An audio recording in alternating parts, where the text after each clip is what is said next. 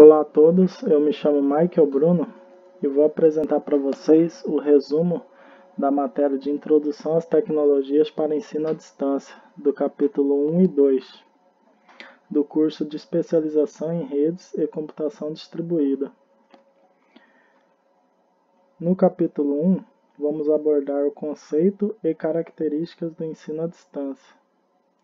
O conceito de AD proposto pelo Decreto número 5.622, de dezembro de 2005, do Ministério da Educação, para os fins desse decreto, caracteriza-se a educação à distância como modalidade educacional na qual a mediação didático-pedagógica nos processos de ensino e aprendizagem ocorre com a utilização de meios e tecnologias de informação e comunicação, com os estudantes e professores desenvolvendo atividades educativas em lugares ou tempos diversos.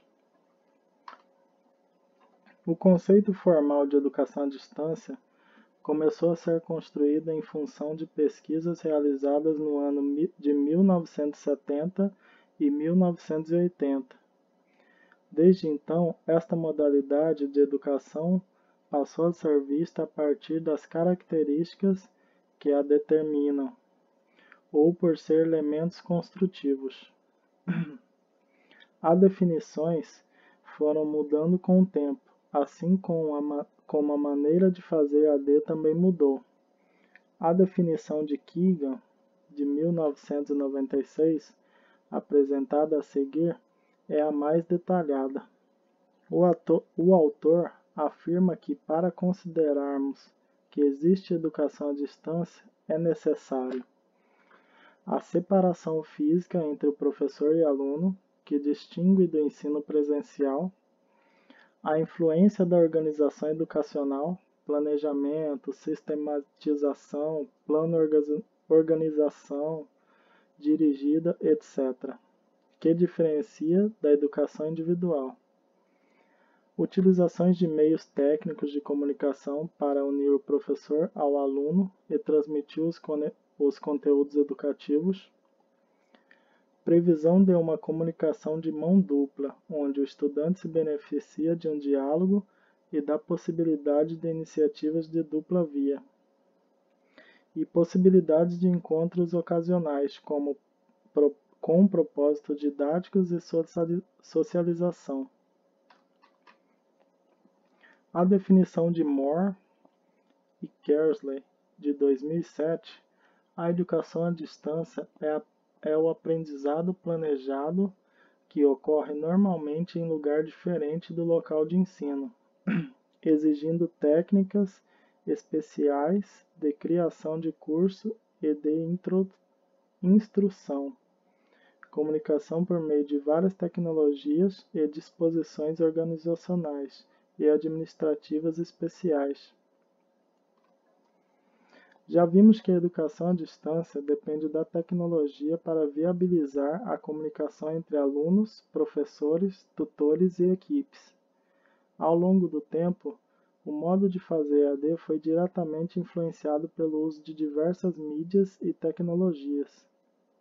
Essas distintas fases acabaram sendo denominadas gerações de educação à distância.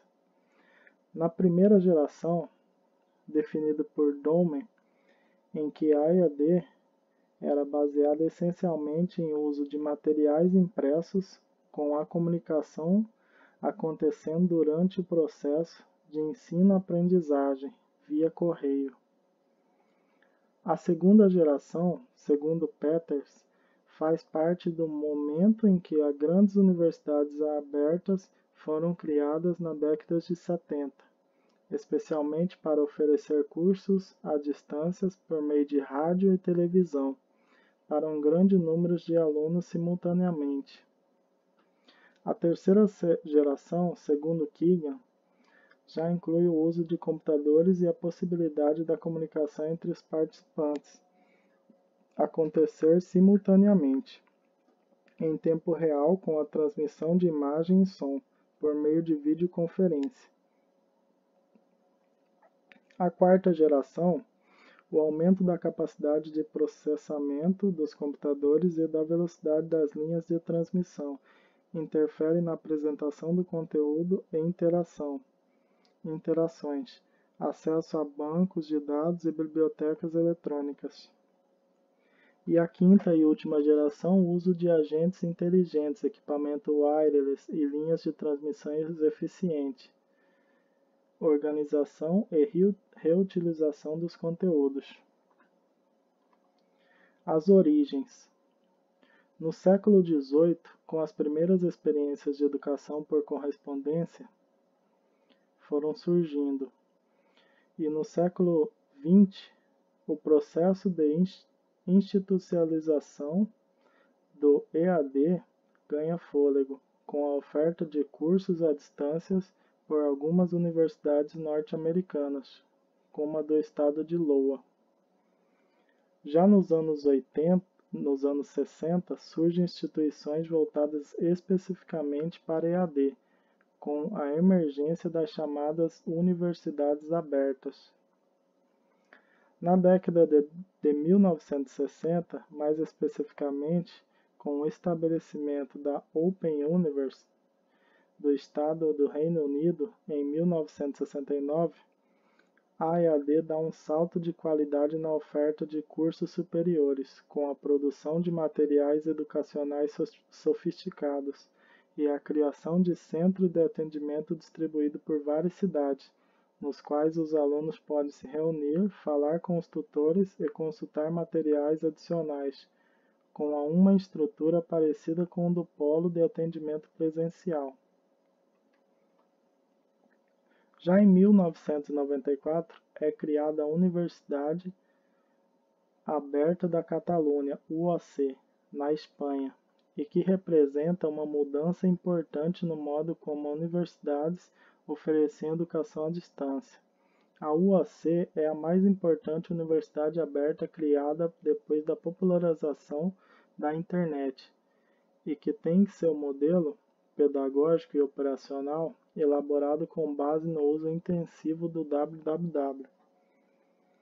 Em 1923, no Brasil, a experiência pioneira do EAD foi com o uso do rádio, com a criação de Fundação de Rádio Sociedade do Rio de Janeiro em 1923, que transmitia os programas de literatura, radiotelegrafia e telefonia, línguas, entre outros.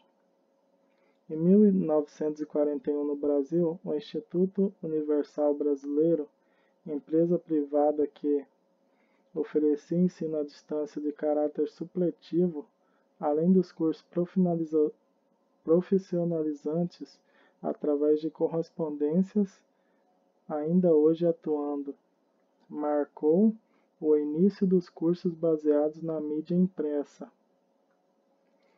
Já em 1994, no Brasil, a oferta de cursos superiores à distância no Brasil inicia em 1994, com a licenciatura em Educação Básica, organizada pelo Núcleo de Educação à Distância do Ensino de Educação da UFMT.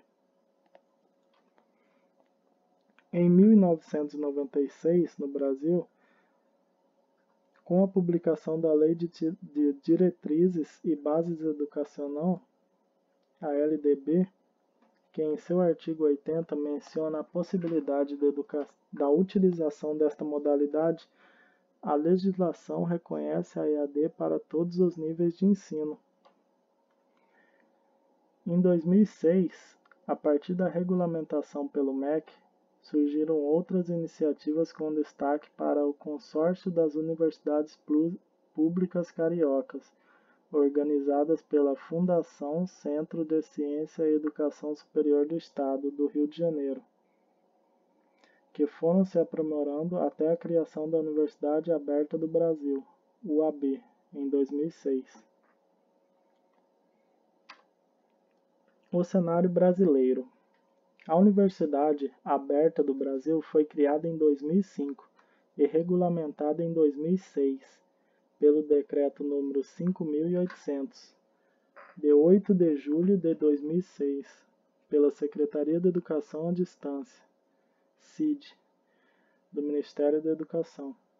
O projeto UAB é formado pelo conjunto das instituições federais de ensino superior, que representam, por um lado, a garantia em que os mesmos professores do curso presenciais sejam responsáveis pela educação à distância, elaboração de conteúdo dos cursos, pela avaliação dos alunos e pela qualidade dos materiais dos cursos.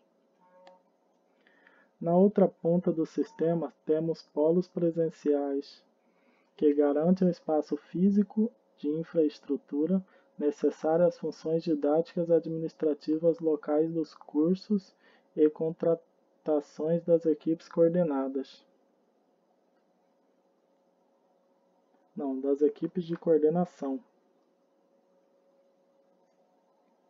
Os polos de apoio presencial atendem vários cursos oferecidos por diversas universidades e cada curso é oferecido em vários polos, formando uma rede que é coordenada pela UAB. E envolve uma logística complexa e que está presente em todo o Brasil. Os marcos legais. No Brasil, a EAD surgiu como uma modalidade de ensino-aprendizagem legalmente reconhecida somente em 1971 pela Lei de Diretrizes e Bases, LDB, aprovada apenas para cursos supletivos. O movimento para a legitimação da EAD se concretizou com o estabelecimento de um marco legal específico, o artigo 80 da LDB, Lei 9.394, em 1996, associado ao fortalecimento de programas de grande porte, financiado pelo Estado, e na criação de novos projetos como, por exemplo, o Programa Universidade Aberta do Brasil, no qual o curso está inserido. A legislação brasileira sobre EAD, com foco na oferta de cursos superiores à distância, concretiza-se com a sanção do Decreto 5.622, em 20 de dezembro de 2005. O decreto busca garantir o credenciamento institucional, supervisão, acompanhamento e avaliação para a modalidade EAD, com padrões de qualidade. A elaboração do projeto do decreto passou por ampla discussão com a sociedade brasileira, por meio de consulta pública, bem como referendado pelo Fórum dos Conselhos Estaduais de Educação e Conselho Nacional de Educação. Já no capítulo 2, as mídias na educação à distância. Vamos mergulhar nas mídias usadas na EAD. O processo de ensino-aprendizagem nesta modalidade depende da tecnologia. Neste capítulo, o nosso objetivo é explorar possibilidades de aprendizagem com diferentes tipos de mídias, conhecer potencialidades e limites de cada uma e aproveitar o curso ao máximo. Quando falamos em mídias na educação, logo pensamos nas eletrônicas, TV e rádio, ou digitais, computadores, videogames. Mas também temos que considerar que mídias são tecnologias e essas podem ser tão antigas que nem damos conta. O exemplo mais simples é do livro, uma tecnologia que está tão incorporada na escola que até parece que nunca existiu, uma sem a outra. Mas nem sempre foi assim. Você já pensou no livro como uma tecnologia? No caso da educação à distância, o aluno precisa aprender a trabalhar com as mídias à sua disposição, isto é, utilizá-las como ferramenta de estudo e pesquisa. Para tanto, é necessário conhecer o que a mídia tem, em termos de vantagens, limites e possibilidades. No que diz respeito aos professores, entender e acertar o potencial de cada mídia, e suas aulas pode auxiliá-los na interação com seus alunos e, A partir disso, torná-los mais capacitados para ajudá-los e aprender neste novo mundo. Os modos de utilização das mídias na escola presencial são os mais variados. É possível, por exemplo, assistir na sala de aula um programa de televisão gravado ou que está sendo transmitido na hora. Produzir um vídeo, criar e colocar no ar um programa de rádio, aprender por um CD-ROM, participar de uma pesquisa colaborativa por meio de correios eletrônicos com grupos de estudantes de outras escolas ou lugares espalhados pelo mundo. Ou ainda, criar uma página na internet ou um blog para colocar, por exemplo, os resultados de um projeto de pesquisa de alguma disciplina. Essas aplicações de mídia podem ser feitas dentro da sala de aula no ensino presencial ou servirem de bases para cursos à distância. Além do livro ou material impresso, podemos diferenciar as mídias que são usadas na educação à distância em dois tipos: analógicas ou radiodifusão, digitais ou multimídia. Televisão e vídeo. A televisão e o vídeo, em termos de conteúdo e forma, podem ser analisados conjuntamente. A diferença é que o vídeo armazena o conteúdo da televisão e do cinema e também das outras produções, profissionais ou não. O fato de ser uma embalagem que permite portabilidade faz com que o vídeo seja utilizado de maneiras diferentes da televisão, que está continuamente no ar por um outro lado. Câmeras digitais permitem que se gravem imagens e som que podem ser reproduzidos num aparelho de DVD doméstico, diretamente copiados em um CD ou DVD ou cartão, ou depois serem editados no computador. Para facilitar, vamos chamar de vídeo o suporte que armazena um produto audiovisual que pode ser transportado e reproduzido quantas vezes se queira. Em termos de conteúdo estilísticos e narrativo, tanto a TV como o vídeo são bastante semelhantes, suficientes para serem descritos como uma linguagem que explora basicamente o ver, o visualizar, o ter diante de nós as situações, as pessoas, os cenários, as cores, as relações espaciais. O material impresso. Apesar de todas as inovações, hoje utilizamos na educação à distância, geralmente os cursos vêm acompanhados de apostilas impressas.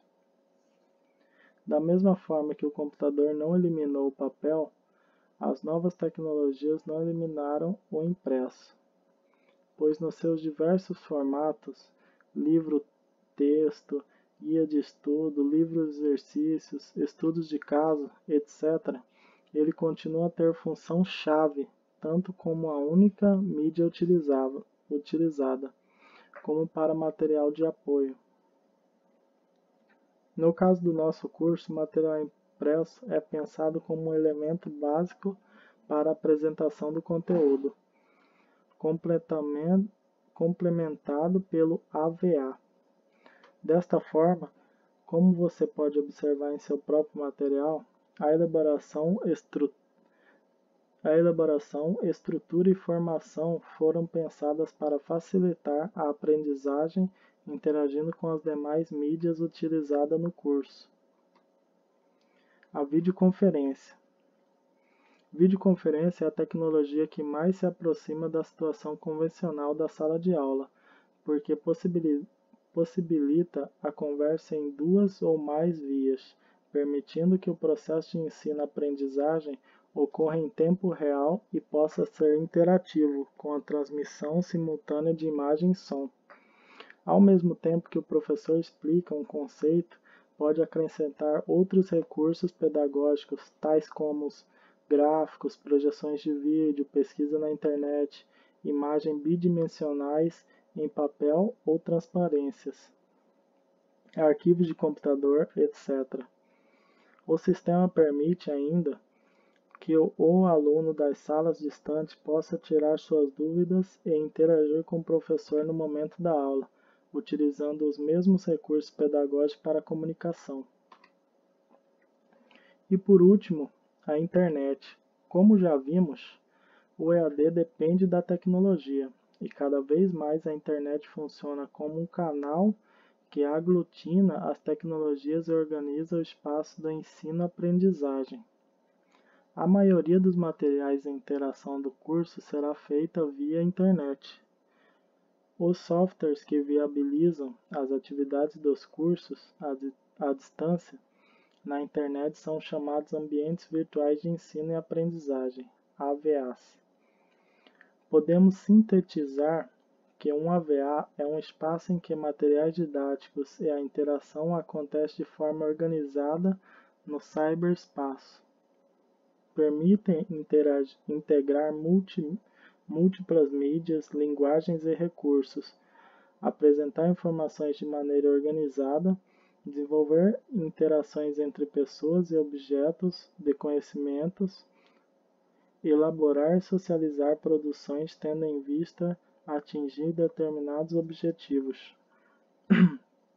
A adoção desses ambientes, apoiados pelos TICs, viabiliza o processo de ensino-aprendizagem através da mediação pedagógica entre os integrantes do curso, alunos, professores e agentes do EAD, geograficamente dispersos. O seu curso utiliza a plataforma Moodle, que foi criada em 2001 pelo educador e cientista computacional Martin Douglas. É um ambiente de código aberto, livre e gratuito. A plataforma educacional Moodle é um software utilizado para produzir e gerenciar atividades educacionais baseadas na internet, construindo em um ambiente virtual de ensino e aprendizagem, AVA. E é isso, o meu resumo. Até mais.